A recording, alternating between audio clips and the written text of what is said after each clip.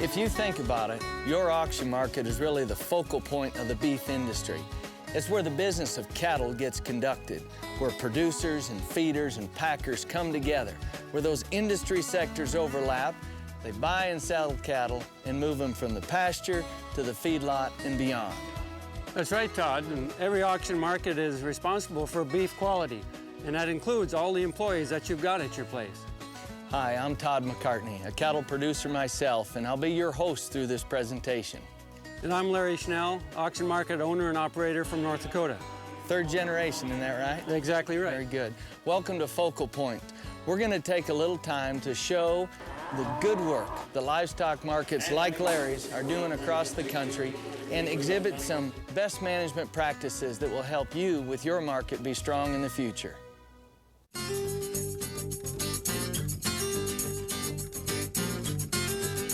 We named this presentation Focal Point because that's what our livestock markets are. Over the years, the beef industry has been targeted by consumer and animal rights activists in an effort to advance their agendas. Naturally, this has the possibility of putting auction facilities in difficult situations. The reason is simple. Livestock markets are in the public eye. They're visible by anyone who wants to take a look. Your animal handling practices can be seen by anyone who drives into the parking lot. In other words, what happens here can often shape how the public views our entire industry. Actions taken by a single person, whether good or bad, can determine whether millions of consumers will purchase beef and shape public policy regarding our industry for years to come. What happens here also impacts beef quality. The 2005 National Beef Quality Audit showed that carcass bruises and hide damage continue to be challenges facing our beef industry. These two things alone account for $117 million in losses, something that could have been prevented through improved animal handling. Simply put, Todd, auction markets shoulder a big responsibility when it comes to ensuring beef quality, but also bolstering the confidence of American consumers in our beef product. But the question that needs to be asked is, are you ready for this reality? You have a good story to tell, but there's always room for improvement. The purpose of this presentation is to help livestock market managers like yourself prepare for the future. So we're going to talk to a group of managers from across the country, and they're going to share with us tools that they use, best management practices that they employ to help ensure a high-quality beef product goes on to the consumer.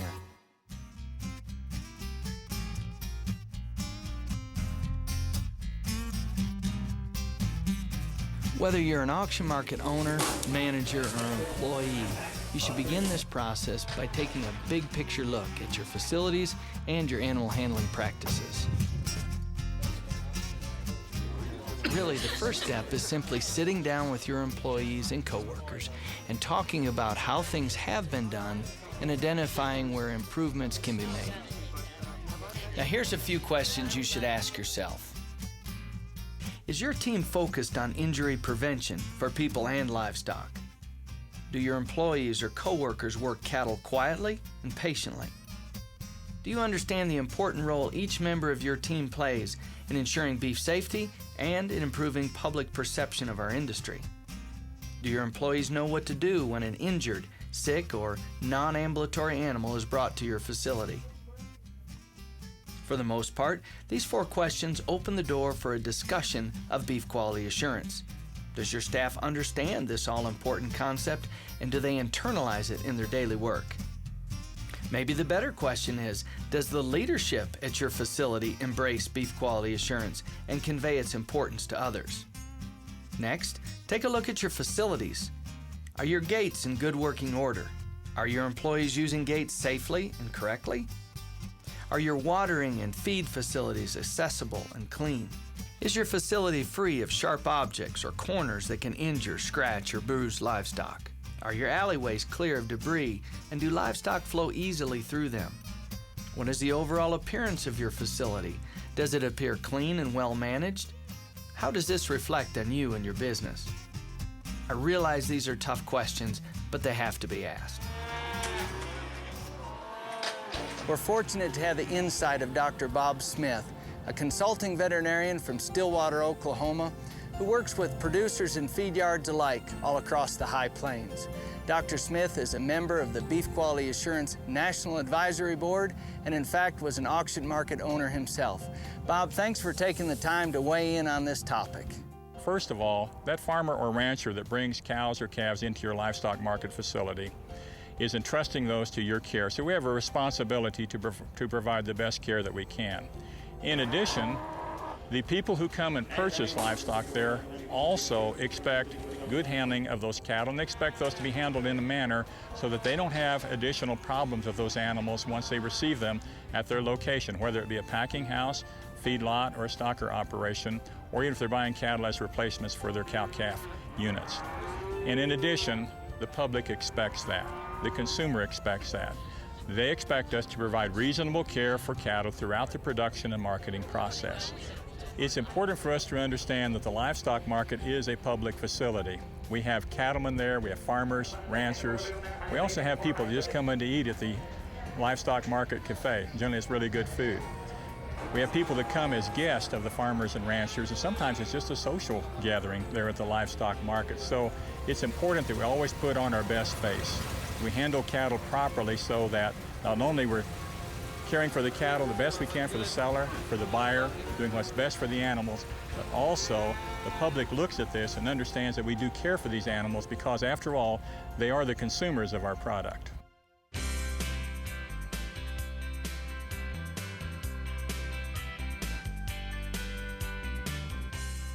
Although the process of loading and unloading cattle may seem very basic, it is still nonetheless an important aspect of your operation.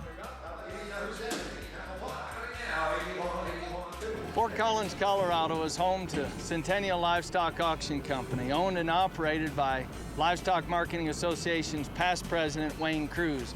Let's talk briefly about the importance of the unloading and loading process of your cattle, some tips that you can offer.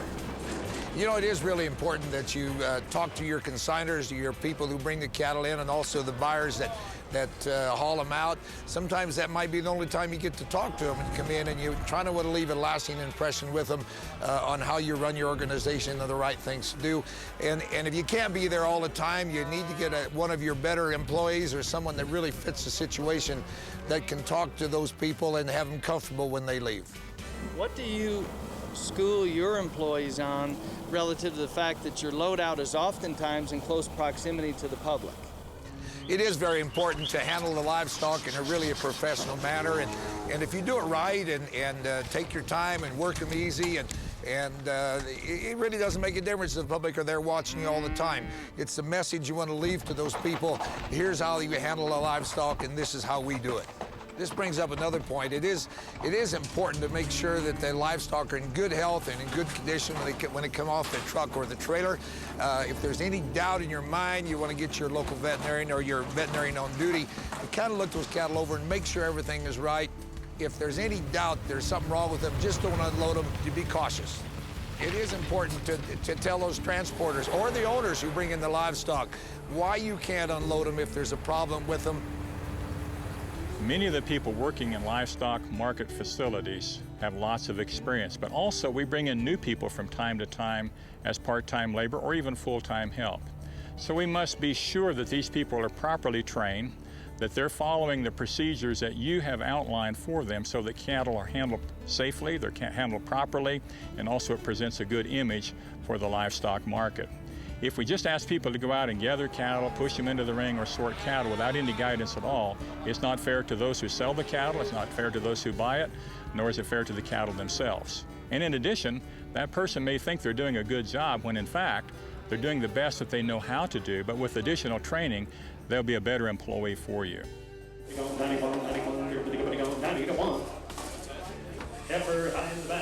It's a busy day in Wyoming, especially here at the Torrington Livestock Markets, co-owned and operated by two brothers, Sean and Lex Madden, both world champion auctioneers themselves. They know about this business. We're going to have a chance to speak with Sean a little bit about some issues related to their business and how it might help other markets across the country.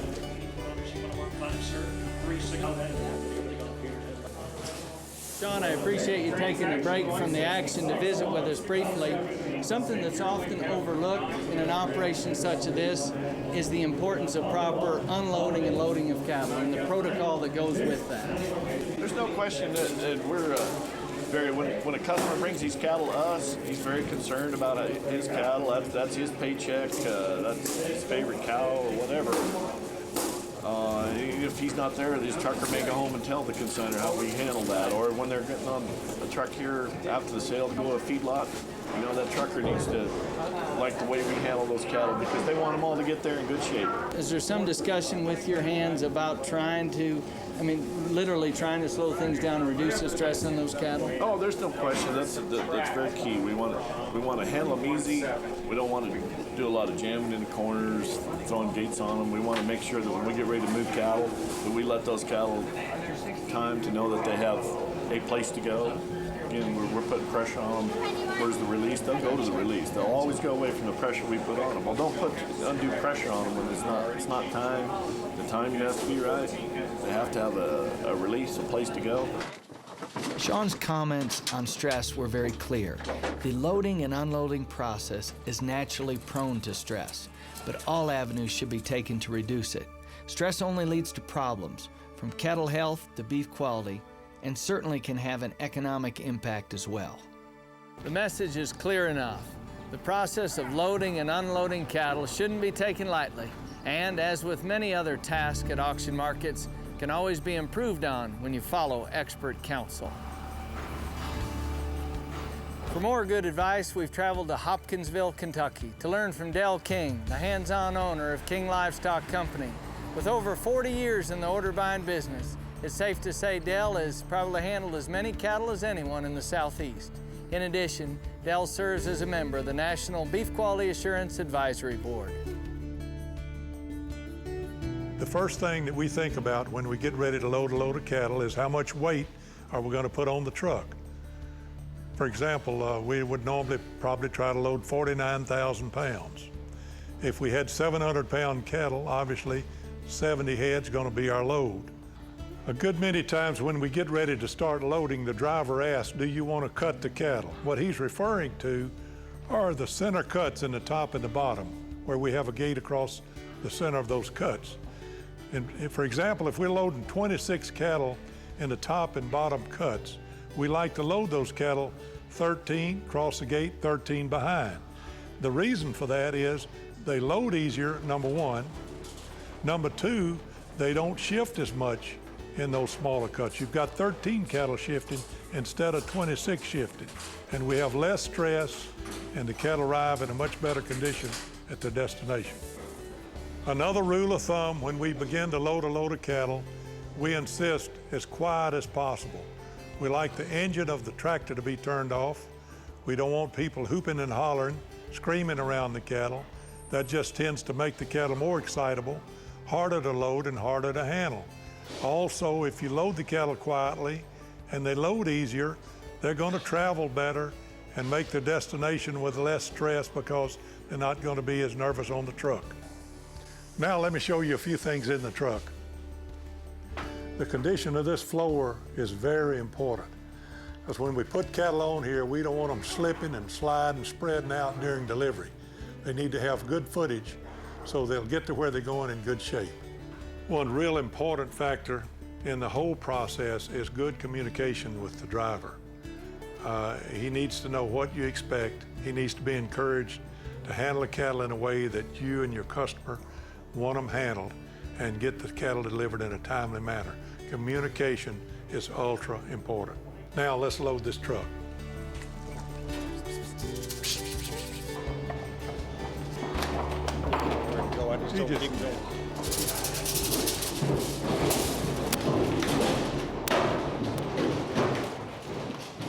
Now let's take a look at the tools we use when we're loading and unloading cattle. We've asked Mark and Jennifer Houston, who own and operate the East Tennessee Livestock Center in Sweetwater, to offer some sage advice about persuaders.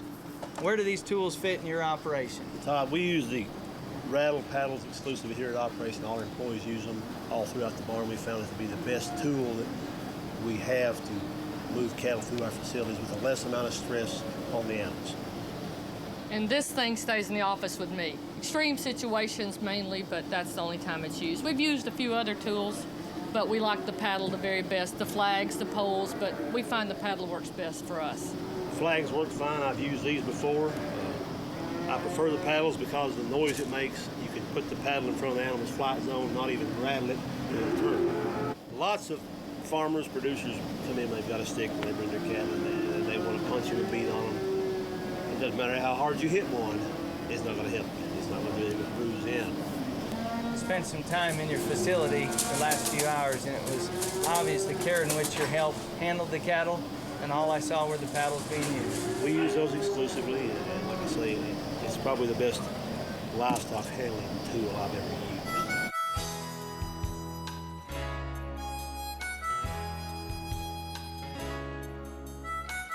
Perhaps more than anything else, the way you handle your cattle reflects directly on your business. The better your cattle handling skills, the more smoothly your operation will run.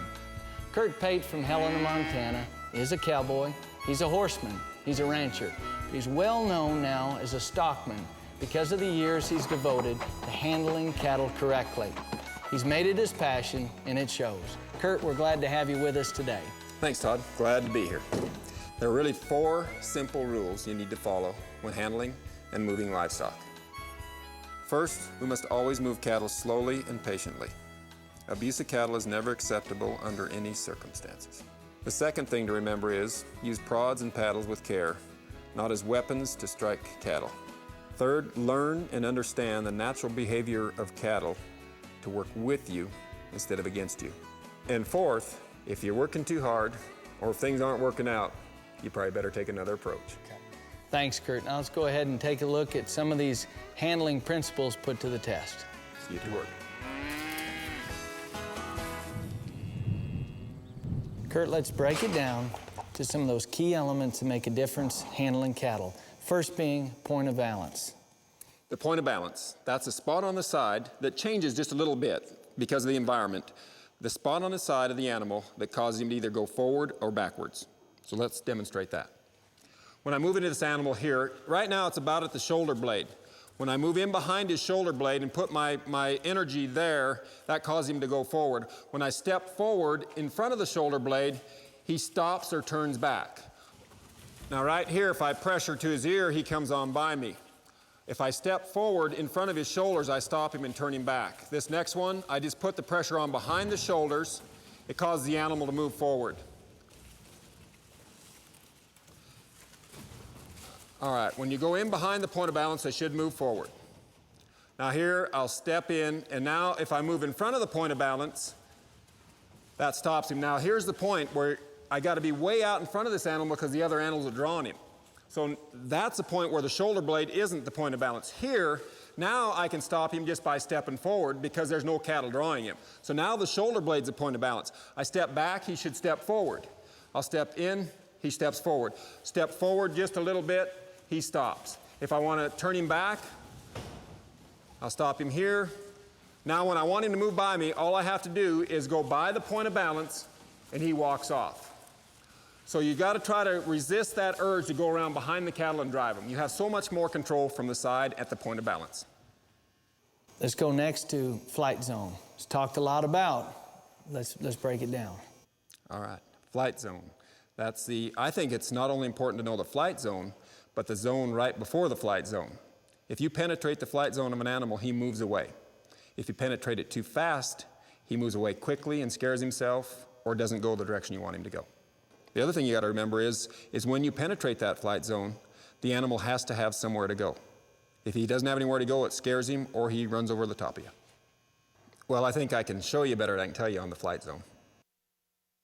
When we move into that flight zone, the cattle need somewhere to go. If they have somewhere to go, they'll react to the flight zone very easily. Now, the environment around the cattle and their disposition is what creates a flight zone. Some of these cattle that are a little more gentle, the flight zone is real close. Real flighty cattle, of course, the flight zone is farther away. But here, when I step in, you can tell when the animal's getting ready to leave, that's the flight zone. So the flight zone is always changing It's a changing bubble around the animal. But when we penetrate that flight zone, the main thing to remember is having somewhere for the animal to go. Like here, if I penetrate this flight zone too fast, these cattle will panic themselves and they won't want to work. Step into the flight zone, let them work out of it. So what's important to remember is your point of balance. You get your point of balance positioned, and then you move into the animal's flight zone to get them to move. So here, we position our point of balance, we get it established, and I move into the animal's flight zone to get him to move away from me. Here, I'll step back, and then step into the flight zone to speed the animals up. So things start to tie together. Point of balance plus the flight zone. But it's always point of balance first, followed up by penetrating the flight zone. Most activities in livestock markets happen in full view of the public. This is especially the case as cattle enter and exit the sale ring. It is here that we have the opportunity to really showcase to the public our proper handling skills. Not only those in attendance, but should the sale be broadcasted over the internet to the world as well. That's right, Todd. The first rule that we have to remember is abusive handling of livestock is never permitted. The next thing is we got to take a look at our facility. If cattle are slipping too much, we might need to put a little deeper sand in the floor. We might have to groove some concrete. We might have to put some metal mesh without sharp edges. Anything to reduce the slipping and the fear in the animals as they're coming through.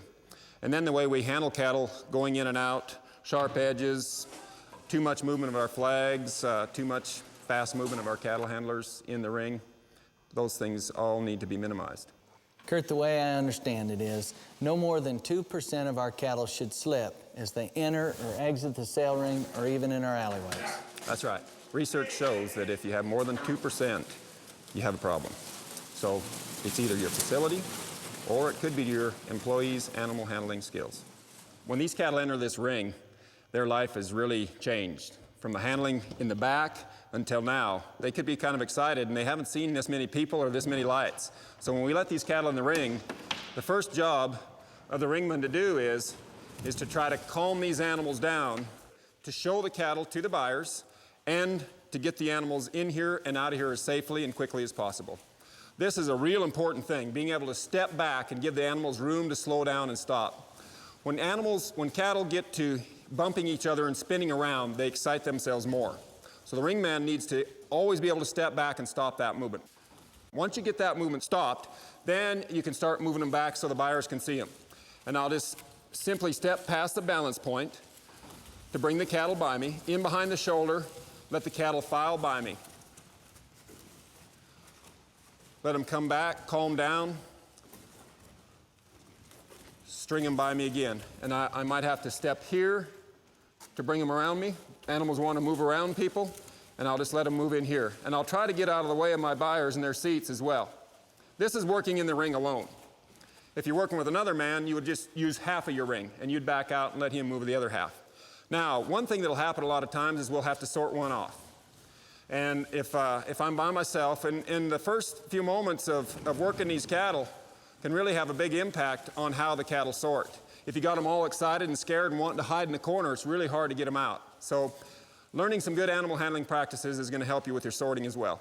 Now I'm going to sort the black baldy off.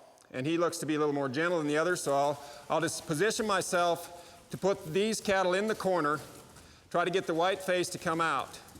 Now I'll just have to, it's just like a chess game. I'm just going to position things here, and when the time comes, I'll be able to step right forward and send him by me.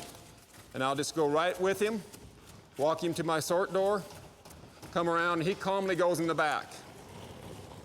Now he decided to come out. If I'd have forced him out, when he got back in the pen back there, he might have been jumping, trying to climb out or whatever. But now he's quiet back there, these cattle are quiet, and now we got a pen of cattle that we can sell.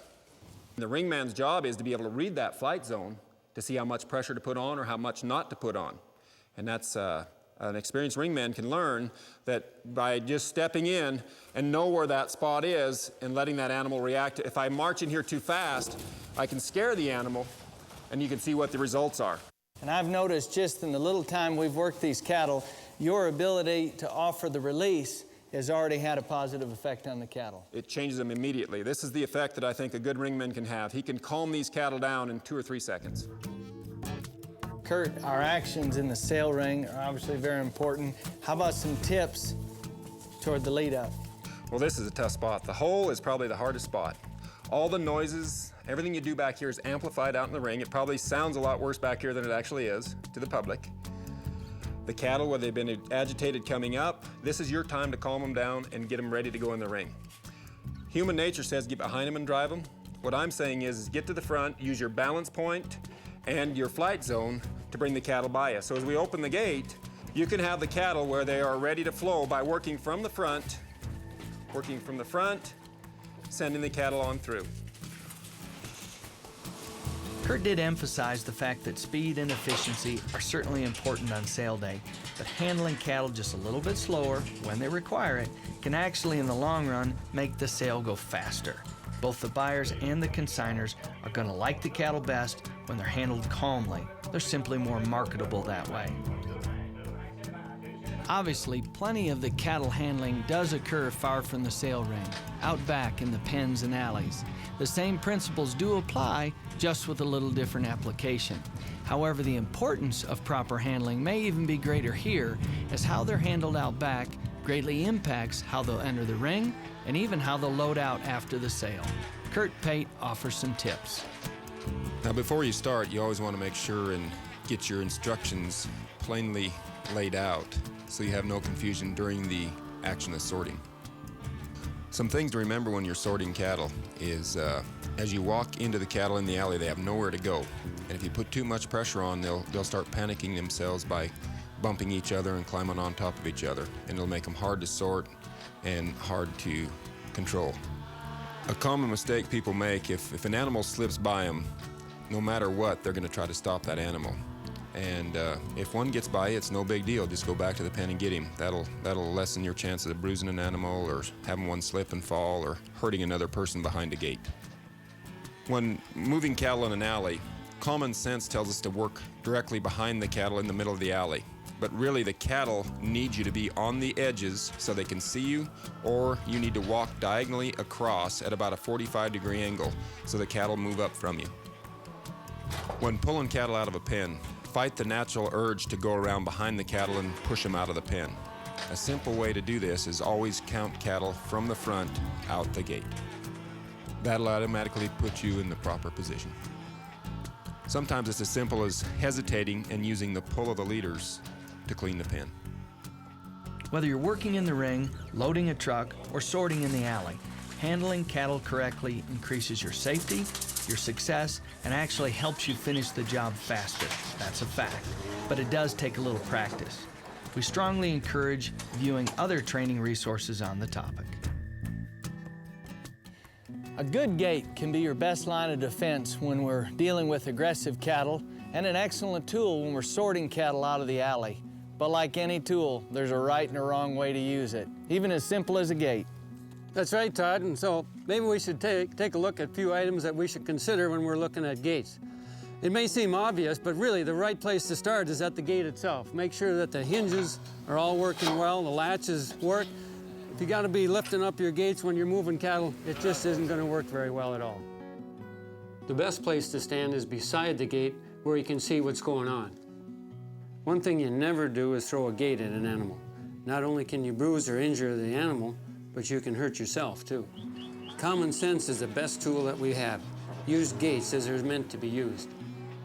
Larry shared that gate accidents are actually a major safety concern at auction markets, not just from an animal injury perspective, but especially from an employee safety standpoint. The statistics clearly show that gates can be dangerous. Simply never stand behind a gate when penning or sorting, and never throw a gate at passing cattle. The chance of injury to yourself is just too great. No doubt about it, many auction markets still have a great need for horsepower.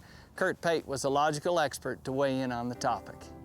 Of course, good horsemanship always involves getting your horse ready to ride. So after I cinch him, I always move my horse around just a little bit.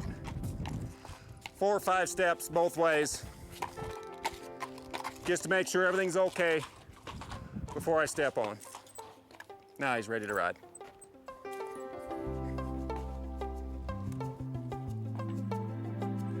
For our auction market horse, the thing we want to think about is a calm horse is a safe horse. We don't need any cutting horse moves in here or anything like that. All we are is tracking cattle down the alley, take them to a pen. So what I want is slow movements when I'm turning, a nice easy turn, get straight, and then walk off. If you're making a circle, ride as if you're on the ice. In this concrete, when your horse gets to scrambling, he scares himself and scrambles more, and it's just real dangerous. So when I ask him to stop, I'll make sure his body's straight. I just stop him straight, let him get calm. And this is the main thing with the auction ring horse, is to have a calm, relaxed horse. Calm, relaxed horses make calm, relaxed cattle, make safe cowboys and cowgirls. The other thing you want to keep in mind is when you are penning cattle back, don't turn your horse the same direction every time. Alternate your turns. That'd be a real good thing for your horse. He'll keep him balanced, he won't get as fatigued. And the other thing we need to concentrate on, if it's a real hot day or a real long sale, you always need to change your horses out. There should be backup horses. We can rest these horses. They get tired too.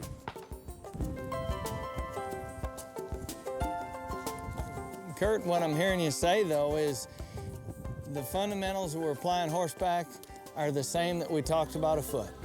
That's exactly right. Safety is a big concern for the horse and the rider.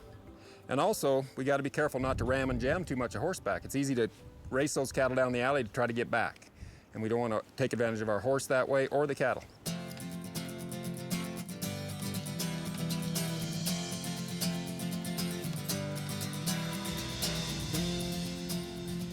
There's no doubt that penning cattle properly is as much of an art as it is a science.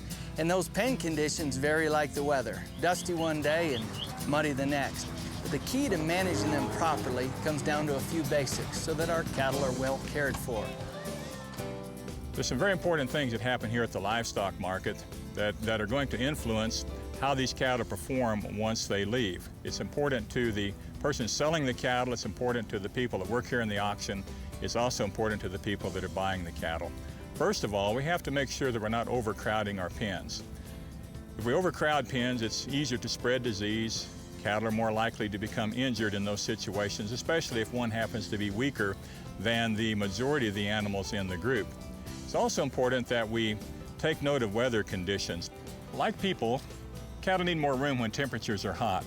Snow and rain can make pens muddy and wet, and they can also become slick and icy. And overcrowding in these wet conditions can result in injury to people and cattle alike. We also need to pay attention to the size and condition of the cattle.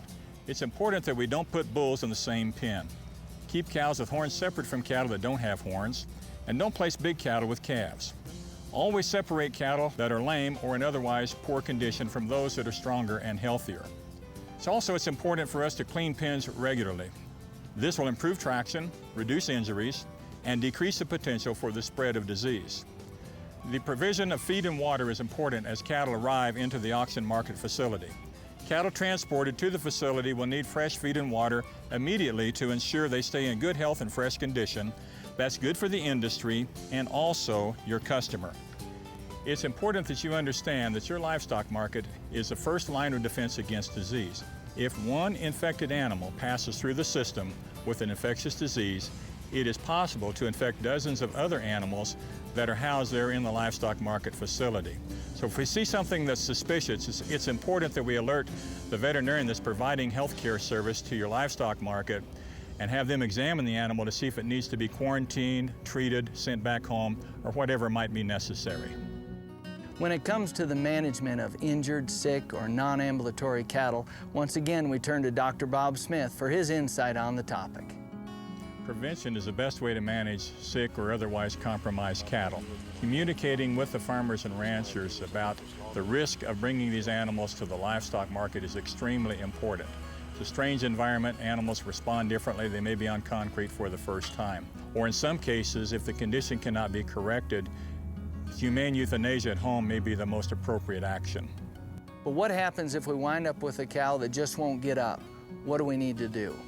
Attention to these is extremely important for livestock market operators and the employees. First of all, we need to make sure that they have immediate access to feed and water. And in some cases, we have to help these animals sit up so that they can eat or drink. Also, we need to make sure that these animals are not in a pathway where large numbers of cattle are being passed through and they actually will have to go around or jump over this animal because that might increase the risk to this animal. There are ways that we can safely move these animals often to a location by themselves where they're at less risk of injury. For example, these animals can be placed on a flat board, such as a large piece of plywood, attached to a tractor and moved like a sled to another location. And also, these animals can be humanely rolled into a loader bucket. It takes several people to do that, picked up and then humanely placed back down on the ground and set up and then feed and water supplied again. What is important is that we never lift these animals with chains or shackles and that we never drag these animals to another location. They must always be handled humanely. It's going to be important for the livestock market officials to contact their veterinarian to see what further action is necessary. Well then, doctor, when is the time to euthanize an animal or humanely put it down? If the animal will not sit up on its own, won't eat or drink, and is down for at least 24 hours, the most practical option for that animal is euthanasia. Fortunately, the American Association of Bovine Practitioners has developed the practical euthanasia of cattle guidelines for us to use. It offers several options there for the livestock market operator, and it is important that the animal be euthanized humanely. Bottom line, auction markets need to consult with their barn veterinarian to work through this decision-making process.